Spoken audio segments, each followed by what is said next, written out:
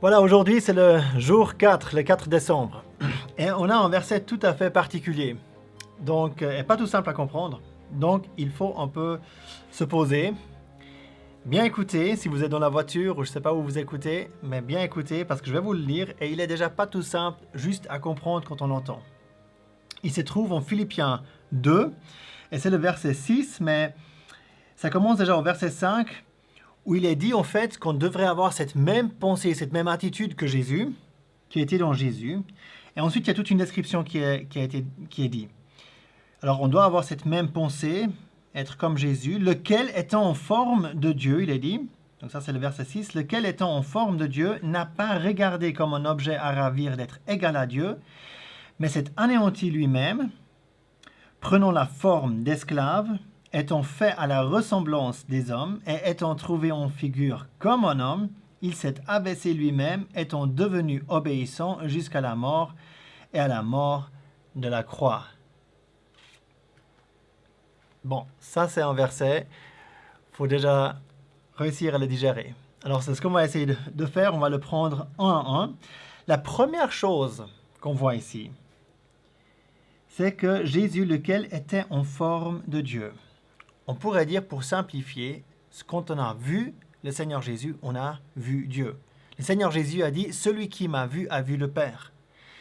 Le Seigneur Jésus était une parfaite image du Dieu invisible, nous dit la Bible. On pouvait vraiment voir ce que est Dieu lorsqu'on voyait Jésus. C'est ce que veut dire la première partie.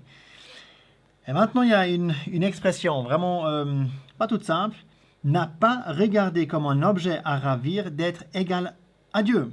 Donc, il était Dieu et il n'a pas regardé comme un objet à ravir d'être égal à Dieu, mais s'est anéanti lui-même. Donc, il n'a pas essayé, ou bien c'était pas son but d'être comme Dieu, mais s'est anéanti, s'est abaissé. Donc, dans ce verset, on voit tout l'abaissement de Jésus-Christ. Que Jésus, le Fils de Dieu, était au ciel et il est venu sur la terre. Il est devenu un homme. Et comme homme, et c'est ce qui est dit juste après, étant fait à la ressemblance des hommes et étant trouvé en figure comme un homme, il s'est abaissé lui-même, étant devenu obéissant.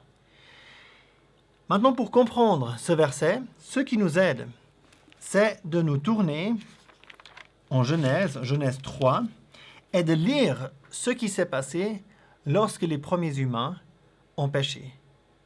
Dans la Bible, en fait, et particulièrement dans la Genèse, vu que c'est le premier livre, il y a beaucoup de choses qu'on voit pour la première fois. Et quand on voit quelque chose pour la première fois dans la Bible, cela nous explique souvent des principes. C'est quelque chose par quoi nous pouvons des fois comprendre vraiment le problème de la chose qui est décrite. Et ici, on va voir le premier péché. Et ça va nous aider à comprendre le problème fondamental du péché. Le problème fondamental du péché, on le trouve en Genèse 3. Dieu avait dit qu'il ne devait pas manger un fruit. Peut-être vous vous souvenez, souvent quand je parle avec des gens, ils me disent « Ah ouais, c'est l'histoire, c'est le truc là avec la pomme. » Exactement, c'est cette histoire-là, sauf que ce n'est pas une pomme, c'est un fruit. Il n'est jamais parlé de pomme, ça c'est dans les publicités ou sur Internet ou dans les vidéos, dans les films, que c'est une pomme. Mais ici, il est parlé de fruits.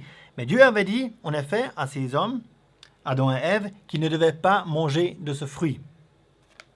Et maintenant, il y a Satan qui arrive et qui dit, non, mais Dieu, il vous a juste dit ça. Il essaie de les séduire et dit, mais non, mais Dieu, il vous a dit ça pour vous tromper, pour vous retenir quelque chose, pour vous cacher quelque chose. Et il est dit, après au verset 4, Satan dit, « Vous ne mourrez point certainement, car Dieu sait qu'au jour où vous en mangerez, vos yeux seront ouverts et vous serez comme Dieu, connaissant le bien et le mal. » Et la femme vit que l'arbre était bon à manger et qu'il était un plaisir pour les yeux et que l'arbre était désirable pour rendre intelligent. Et elle prit de son fruit et en mangea et elle en donna aussi à son mari pour qu'il en mange avec elle, et il en mangea. Donc là, ils ont commis ce premier péché. Dieu avait dit ne pas manger de ce fruit, et c'est ce qu'ils ont fait. Et pourquoi est-ce qu'ils l'ont fait? Pour être comme Dieu. parce que c'est ce que le Satan leur avait dit. Le jour où vous allez manger, en fait, vous allez être comme Dieu. Et que Dieu allait leur cacher quelque chose. Et puis eux, ils étaient là, ils voyaient ça.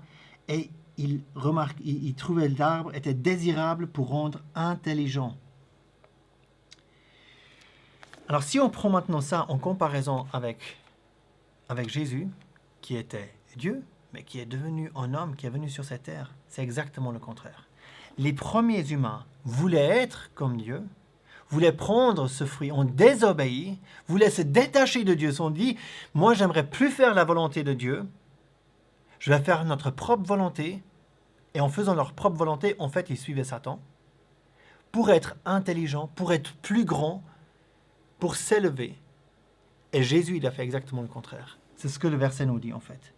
Jésus, il est Dieu, il est au ciel, il est toujours resté Dieu aussi, mais il s'est abaissé. Il n'a jamais mis de côté sa divinité. Il est toujours resté Dieu, mais il est devenu un homme, et il est même dit ici, en forme d'esclave. Quand on voyait Jésus, on voyait en quelque sorte quelqu'un qui agissait comme un esclave.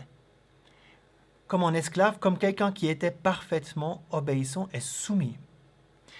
Et ça, Jésus aussi, dans toute sa vie, il l'a montré. Si on va juste en Jean 5, au verset 19, Jésus lui-même dit, de lui-même, il parle de lui comme le Fils. Le Fils ne peut rien faire de lui-même, à moins qu'il ne veuille faire une chose au Père, c'est-à-dire à moins qu'il veuille faire le Père quelque chose.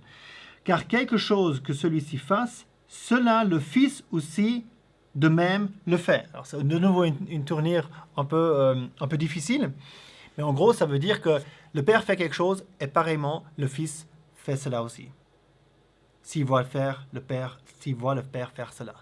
Mais il a dit qu'il ne fait rien de lui-même. Au verset 30 aussi de ce même chapitre, il dit aussi « Je ne puis rien faire de moi-même ». Et donc, il a fait cela toute sa vie, en soumission. Tout ce qu'il a fait, il l'a fait en soumission au Père.